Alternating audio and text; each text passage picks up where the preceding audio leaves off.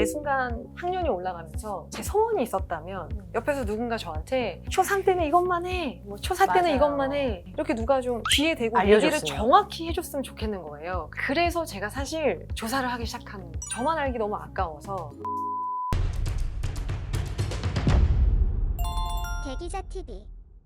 오랜만에 대치동 이야기 좀 나눠보려고 하는데요. 대치동에서 20년 이상 영어를 가르친 선생님과 함께 대치동 영어 이야기 다뤄보도록 하겠습니다. 안녕하세요. 저는 대치동에서 고등부 영어를 담당하고 있는 글로리아입니다. 반갑습니다. 대치동에서 20년 이상 영어를 가르치면 어떤가요? 느낌이? 그 안에 그 일원으로 있다는 것 자체가 너무 행복하고요. 아, 그래요? 네. 네. 너무 훌륭한 학생들을 매년 만날 수 있게 돼서 배우는 점이 많고 본받을 점도 많고 굉장히 행복합니다. 그렇군요. 그래서 그 경험담을 바탕으로 이번에 책을 내셨잖아요. 네. 대치동 아이들은 이렇게 공부합니다. 대치동 아이들은 그럼 어떻게 공부하는 건가요? 대치동 아이들만 그렇게 공부하는 건 아니겠지만 제가 보는 층들이 또 제가 운이 좋게 최상위권 아이들을 위주로 담당을 하고 있어요. 매 순간 모든 과목을 공부할 때 정말 뼈를 깎는 노력으로 너무 열심히 하는 그 친구들을 보면서 이 점을 나만 알고 있긴 조금 아쉽다 싶어서 그 부분을 좀 조사도 하고 데이터도 쌓고 정리도 해가지고 저희 어머님들께 좀 알려드리고 싶어서 일단 이 책을 쓰게 됐고요. 네. 대치동 영어 공부법 뿐만 아니라 그냥 대치동 공부법에 제가 핵심으로 짚고 있는 딱 첫 번째 한 가지는 사실 황금 밸런스를 유지하자 네네. 이건데, 제가 이제 이 책을 준비하기 전부터 너무 훌륭한 아이들은 공부를 도대체 어떻게 했고 어떤 네. 부모님 밑에서 자랐길래 이렇게 아이들이 공부할 줄 아는가라는 게 너무 궁금해서 제자들 중에 이제 서울대 의대를 간 친구들에게 조사를 한번 해보기 시작했어요. 근데 이제 과목별 국영수과를 10으로 놓고 봤을 때 몇 학년 때 어떤 과목을 어떻게 비중을 두고 공부를 했는가를 조사를 했는데 너무 신기한 결과물이 뭐냐면 비슷하게 나와요? 네, 10명을 제가 어. 조사를 했는데 네. 10명의 그 표는 거의 비슷하고요. 그래서 제가 조금 깜짝 놀라서 어머님들께 꼭 말씀을 드리고 싶었던 포인트가 뭐냐면 수학 비중이 초1부터 고3 때까지 전체 통틀어서 절대 6을 넘지 않는다는 점이 굉장히 네. 중요한 포인트입니다. 네. 사실 저희가 예전에 한 10년 전까지만 해도 대한민국이 영어 몰입 교육의 시대여서 그렇죠. 그때는 뭐 대원외고를 가냐, 하죠. 예, 예. 한영외고를 가냐 이게 이제 화두였다면 예. 요즘에는 사실 영재고잖아요. 음. 지금 또 영재고 인기가 조금 줄어들긴 했지만 영재고를 준비를 일찍 하면 3학년이고 늦게 하면 5학년인데 3학년, 4학년, 그 5학년 핵심 수학을 하는 그 시절 마저도 어머님들께서 너무 밸런스를 잘 잡아주신 나머지 수학을 6을 넘지 않습니다. 그 나머지를 이제 뭐 영어 2, 국어 1, 뭐 과학 1 이렇게 밸런스를 유지하는 그 황금 밸런스가 저는 너무 좋았고 초중등 둘 네, 다. 네, 네. 어. 너무 충격적이었어요. 이제 유치원생이나 초등부 어머님들 같은 경우는 제가 느끼기에 아마 수학을 서울대 의대 가려면 한 8 정도 할 거야. 맞아요. 그 나머지 이제 1 영어, 뭐 1 국어, 아니면 영어 버리고 뭐 과학 1, 국어 1 이렇게 네. 할 거야 라고 생각을 하실 것 같은데 절대 아닙니다.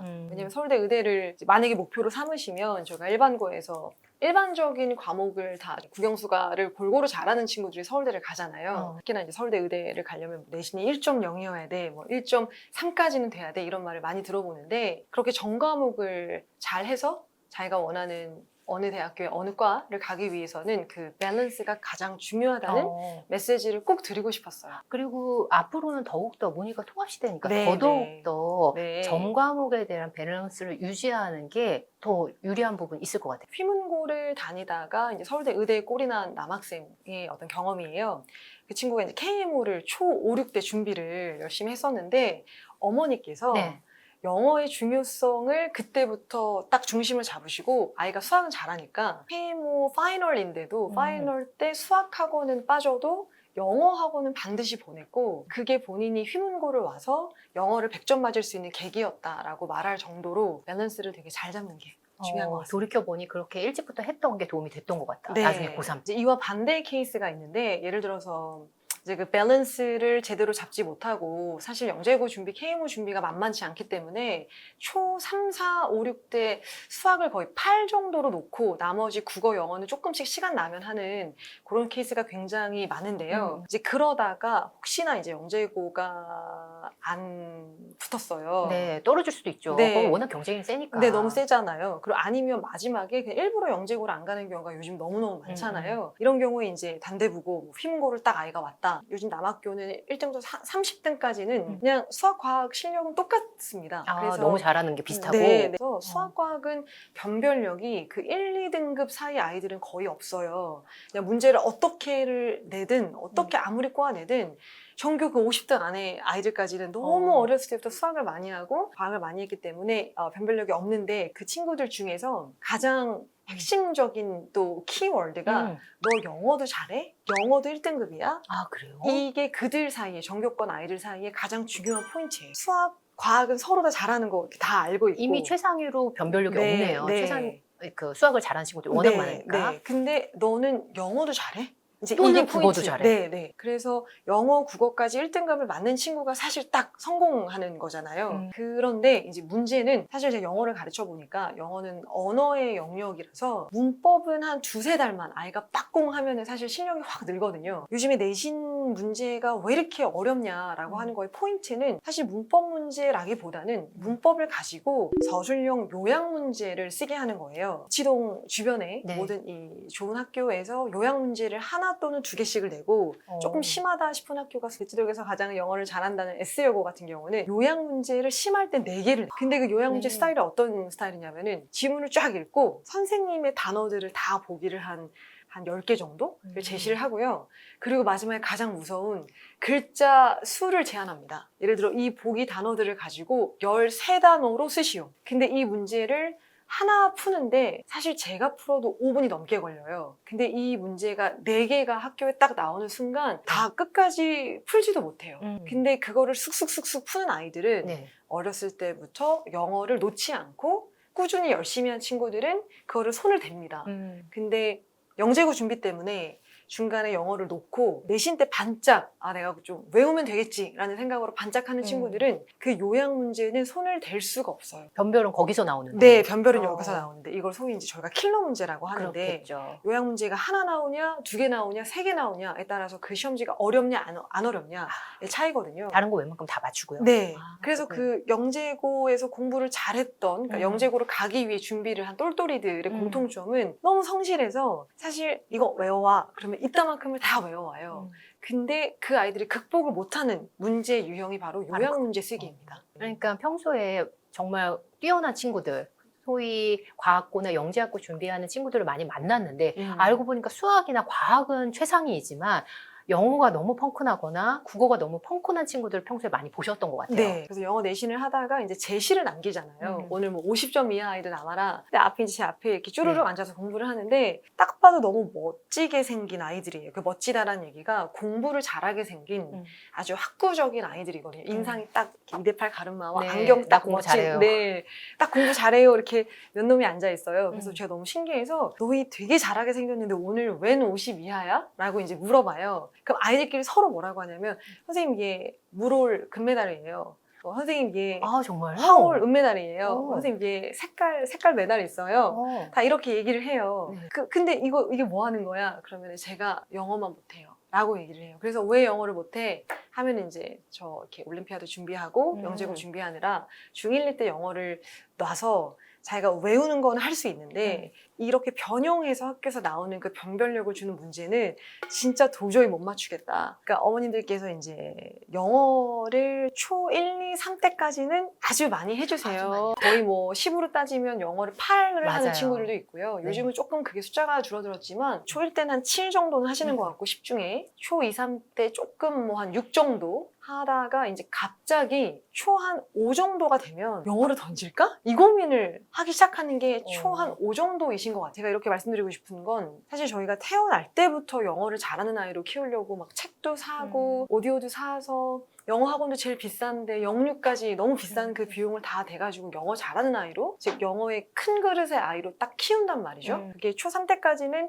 아주 역량이 큰 아이로 영어를 확 키웠는데 어머님께서 초 4, 5 때 그 고민을 하시는 순간 큰 역량의 아이가 갑자기 조그만 것 때문에 그냥 없어지는 거예요. 예를 들어서 초 5, 6 어머님들이 가장 고민하시는 게 문법을 좀 해야 되지 않나 맞아요. 라는 고민을 많이 하시는데 문법은 아주 작은 칩에 불과합니다. 이 아이가 스피킹, 라이팅, 리딩, 리스닝을 아주 전반적으로 뭐 유치원이나 초1, 2, 3의 좋은 학원들에서 큰 역량의 아이를 키웠고 이 문법이라고 하는 조그만 칩은 중2, 3 때 딱 끼워 넣으면 이 아이는 내신 100점, 수능 100점이 딱 나오는 황금 로드맵인데 이거를 괜히 조급한 마음에 초5 때부터 문법을 해야 되지 않나 라고 고민은 안 하시면 좋겠습니다. 이제 KMO가 막 들어오고 영재고 준비해야 돼? 라고 수학학원에서 얘기를 해버리니까 우리 아이 수학 좀 잘하는데? 그러면 좀 가려고 하는 마음이 사실 그렇죠. 들잖아요. 근데 이제 그때 가시고 안 가시고는 굉장히 자유롭게 선택하시면 되는데 그때 그냥 한 가지 기억하실 건 영어를 놓치는 말자. 줄이는 건 좋습니다. 근데 영어를 놓치는 말자. 그러면 우리가 놓치지 말아야 될 5, 6학년 때는 영어를 뭘 해야 될까요? 중점을 둬야 될 부분. 네. 일단 그때 수학으로 많이 쏠리는 건 맞고요. 그 어떤 사회 흐름을 또 거슬리기에는 저희가 용기가 없기 때문에 없죠. 그래서 대신에 이제 영어를 주 1회씩 놓지 말아야 할 것 중에 첫 번째는 단어는 계속 꾸준히 외워야 하고요. 두 번째는 그 단어를 통해서 독해가 되는 거지 단어를 외우지 않고 독해를 잘할 수 있는 방법은 전혀 없어요. 궁극적으로는 독해를 잘하는 아이로 키우는 건데 이제 그 독해를 잘하기 위해서는 어휘를 꾸준히 외우면서 독해를 한다. 이 두 가지로 압축해서 말씀을 드리고 싶습니다. 고등부랑 비교했을 때 중등 내신은 어느 정도 차이예요? 너무 차이가 많이 나요. 아, 그래요? 네, 그러니까 대치동 내에서도요? 네, 아까 그 똘똘이 남학생들이 얘기해주는 것 중에 가장 핵심적인 건 제가 이제 물어봐요. 중등 때랑 고등 때랑 내신 시험지 중에 가장 격차가 많은 게 뭐야? 라고 물어봤더니 다 영어예요. 그래서 왜? 그랬더니 중등 내신은 영어 내신은 암기로 100% 가능합니다. 근데 고등 내신이 100%가 안 되고 고등 내신에서 암기로 커버할 수 있는 것은 한 92점까지는 커버가 가능한데 나머지 그 8점이 아까 말씀드린 대로 요약 문제 써라 아니면 외운 문장을 다르게 변형해서 써라 이런 문제가 나오기 때문에 아이들 입장에서는 외워서 안 되니까 1등급 변별은 못 되는 거예요. 그 친구들은. 근데 사실 92점이면 충분히 잘함에도 불구하고 아니에요. 아니에요? 92점이면 3등급이에요. 아, 그 정도로 대치동에서는요? 이번에도 현대고에서 영어가 98점을 맞았는데 몇 등급이에요? 3등급. 98점이요? 네. 왜냐면 1등 100점이 너무 많이 나왔어요. 이 책에서 좀 강조한 포인트는 뭘까요? 사실 저희가 다 알고 있지만 놓치는 부분 중에 하나가 아이가 마음을 먹어야 그때부터 모든 게 효과가 있는데 이제 아직 어리니까 그때까지는 엄마가 만들어주는 아이로 키우다가 아이가 이제 언젠가 중학교 때 마음을 먹겠지, 먹을 거야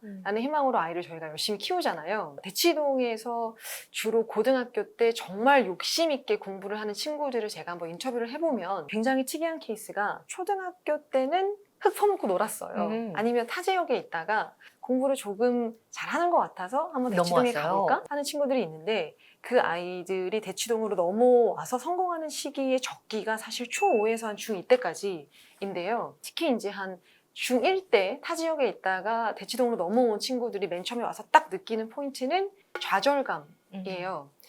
나 한가닥 했는데 대치동 오니까 얘네들은 한가닥 하는 애가 수십 명이야. 수백 명, 수십 명 명이야. 가는 학원마다 수학도 밀려, 영어도 밀려, 다 밀리니까 이 아이가 이제 거기서 좌절을 하는 경우보다는 사실 그 정도 해서 대치동에 온 케이스 같은 경우는 이제 일을 간다고 하죠. 칼을 갈고 일을 갑니다. 그래서 그 중학교 한 2학년 때 정도에 본인이 직접 맛본 그 좌절감을 따라잡을 만한 다른 동기부여는 거의 없어요. 근데 이게 이제 타 지역에 에서 넘어오는 친구들 케이스가 아닌 그냥 대치동에서만 큰 친구들도 중학교 한 2학년, 3학년이 되면 레벨 테스트를 각종 보잖아요. 매일 보죠. 거의 매일 보죠. 특히 수학을 레벨 테스트 굉장히 많이 보는데 그때 좌절감을 딱 맛봤을 때 그때 어머님들께서 굉장히 잘 조절을 해주셔서 꾸짖거나 너 왜 이래? 라고 하지 마시고 다음번에 2달 후에 다시 볼 거니까 2달 동안 이렇게 저렇게 이렇게 저렇게 계획을 짜서 한번 해보자 라고 이제 으쌰으쌰를 하시는 순간 그 좌절감이 아이들에겐 정말 큰 동기부여가 돼서 그때부터 공부를 할 줄 아는 아이로 변신하게 되는데요. 이런 아이들이 대치동에 굉장히 많이 몰려있는 게 특징 중에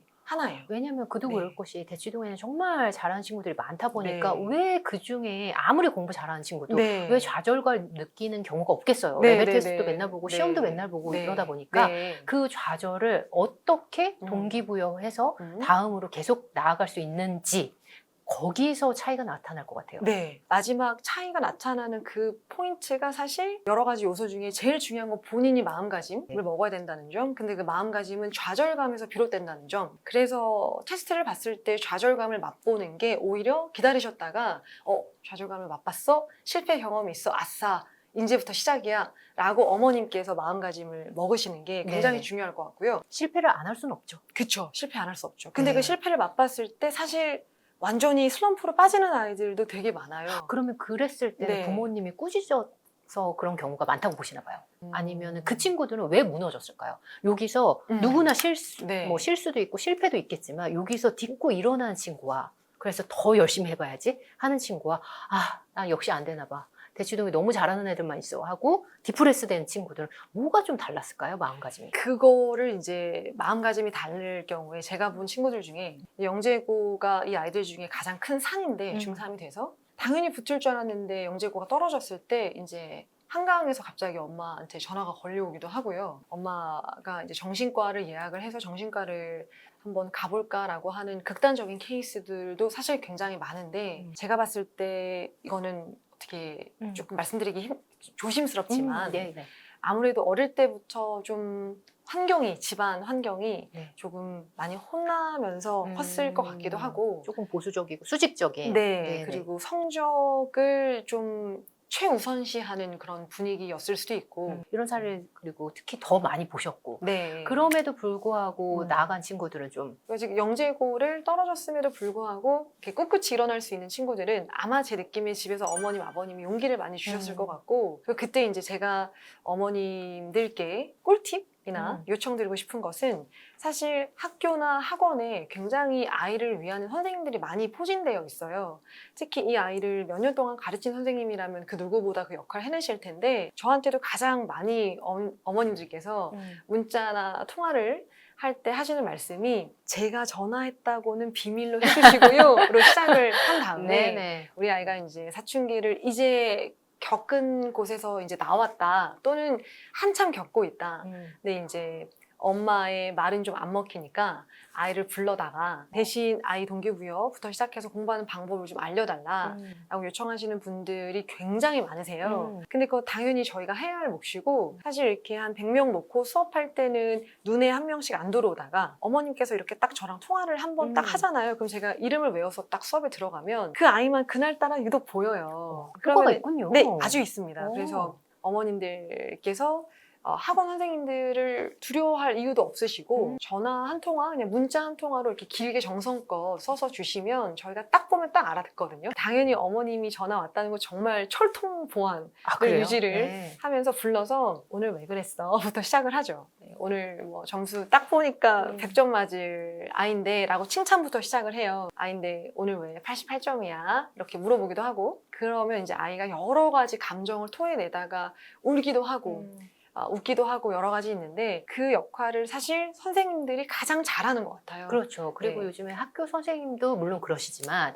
학원 선생님을 만날 일이 더 많은 것 같아요. 네, 맞아요. 그리고 또 오래 보시잖아요. 맞아요. 네. 그런 면에서 만약에 어려움이 있다면 그렇게 무조건. 요청을 드리는 이런 방법도 너무 효과적일 것 같아요. 특히 우리 아이가 슬럼프를 겪고 있다. 네. 영재고를 떨어져서 방황을 하고 있다. 한강에 가서 엄마한테 갑자기 전화가 온다. 이럴 경우에 엄마 아빠가 얘기하는 한마디보다 100마디보다 엄마 아빠가 얘기하시는 100마디보다 그 아이가 좋아하는 선생님이 있다면 특히 뭐 국영수 과학 학원 중에 영어를 좋아해요. 그러면 영어 학원 선생님한테 특별히 전화 한 통화 10분 정도 하셔서 우리가 이런 상황인데 아이 좀 불러다가 다독여 주세요 라고 하시면 저희가 그냥 찰떡같이 알아듣고 바로 아이를 불러서 칭찬부터 시작해서 쫙 격려를 하기 때문에 그럴 때 아이가 슬럼프로 가려다가 수업 시간에 잘 보이기 위해서 또 저희 인간은 남에게 인정받기 위해 굉장히 열심히 일을 또 하잖아요. 인정받기 위해 이렇게 갑자기 수업 시간에 태도가 달라지는 아이를 정말 많이 봐왔어요. 선생님들을 적극적으로 활용하자.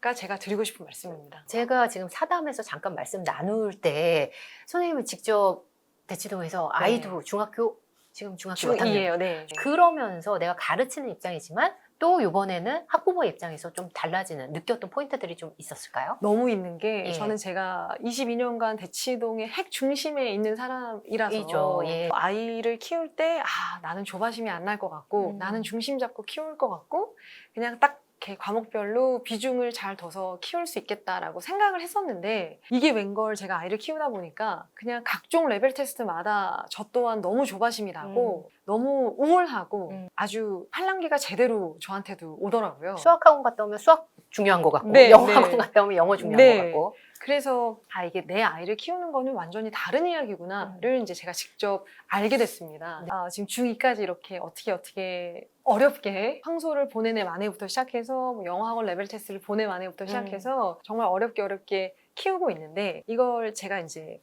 매 순간 학년이 올라가면서 제 소원이 있었다면 옆에서 누군가 저한테 초3 때는 이것만 해, 뭐 초4 때는 맞아요. 이것만 해, 네. 초5 때는 국어는 이거, 수학은 이거, 영어는 이거면 끝이야. 이렇게 누가 좀 귀에 대고 얘기를 알려줬으면. 정확히 해줬으면 좋겠는 거예요. 그냥 너무 추상적으로 열심히 독서해라 이런 거 말고. 그래서 제가 사실 조사를 하기 시작한 거였어요. 그래서 서울대생도 네. 제자주도 부르고 네, 불러서 의대생들, 왜냐면 대한민국 모든 어머님들이 궁금하신 게 그렇죠. 서울대 의대는 과연 예. 누가 가는 것인가 궁금해 하시는 것 같아서 저도 궁금했고 내 주변에 너무 훌륭한 제자들이 너무 턱턱 가는 거예요. 근데 그들을 불러서 이제 조사한 어떤 조사? 좀 그렇지만 데이터를 네, 나눠야 데이터를 되겠다. 네, 쌓아서 저만 알기 너무 아까워서 이 이제 책에 담으신 거죠. 이 책에 담았어요. 대치동 이야기여서 오늘 두려운 마음이 컸지만 두려움을 조금 덜어주신 것 같아요.